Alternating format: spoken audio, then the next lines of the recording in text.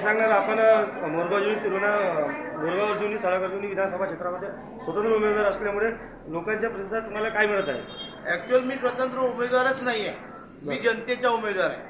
राजकीय पक्षानं जरी आम्हाला नाकारलं असेल परंतु जनतेने स्वीकारलं, मला जनतेने उमेदवारी दिली आणि म्हणून मी जनतेची उमेदवारी म्हणून निवडणूक लढवित आहे. काय सांगणार की तुम्ही तुमची काँग्रेस पक्षाने तिकीट कापण्यात आली आणि पार्सल म्हणजे तिरोडाचे उमेदवार इथे येऊन सारे त्यांना तिकीट मिळण्यात आली, याच्याबद्दल काय सांगणार तुम्ही? हे बघा, जो आमच्या काही पक्षश्रेष्ठीचा निर्णय चुकला, पण जरी पक्षश्रेष्ठीचा निर्णय चुकला असेल पण जनतेने निर्णय चुकवला नाही आणि जनता माझ्यासोबत आहे, जनता पाठीशी आहे आणि ही निवडणूकच जनता लढत आहे. आणि त्यामुळे जनता लढत असल्यामुळे शेवटी निवडून कोण देतो?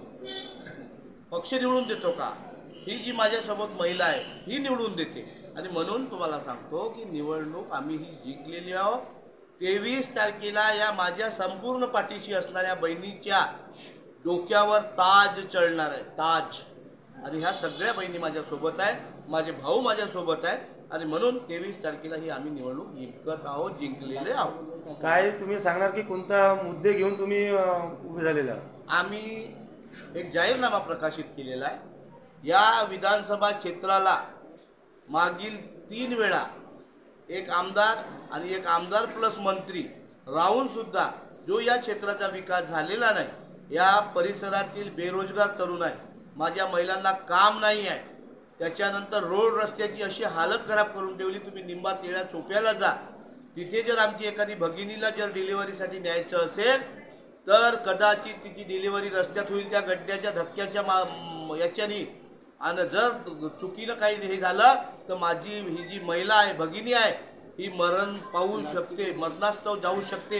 ही स्थिती या लोकांनी केलेली आहे आणि म्हणून जनता माझ्यासोबत आहे, कारण यांनी केलेल्या चुका दुरुस्त करण्यासाठी जनता सोबत आहे. ही जी लाडकी बहीण योजना आहे हिच्यावर हे सरकारने जे आता सांगत आहेत की आम्ही तुम्हाला 2100 रुपये देऊ, काही काँग्रेस सरकार म्हणत आहे की आम्ही तुम्हाला 3000 रुपये देऊ, हे बरोबर आहे? हे बघा, हा पैसाच आमच्या लाडक्या बहिणीचा आहे.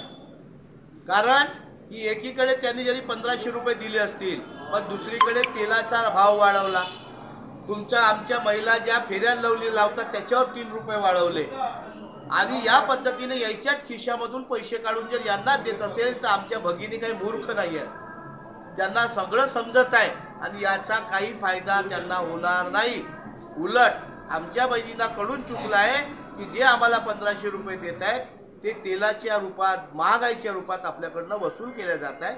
आणि म्हणून त्या सतर्क झालेल्या आहे, त्यांना सगळं कळते. आमच्या भोळ्या भाबड्या बहिणी अडाणी राहिलेल्या नाहीत आहे, त्यांना संपूर्ण कळत आहे. अर्जुनी मोरगाव क्षेत्रामध्ये गोवारी समाजचा काही बहिष्कार वगैरे असा दाखवत आहे, तर त्या बहिष्कारावरती तुमचे मत काय आहे? ॲक्च्युअल त्यांच्या ज्या भावना होत्या त्या भावना जर या राज्यकर्ते जे आता शासनकर्ते होते यांनी समजून घेतल्या नाही. मला सांगा, गोवारी समाजाचा जो लढा आहे हा गोवारी समाजाचा लढा अनेक दिवसापासून लढणं चालू आहे.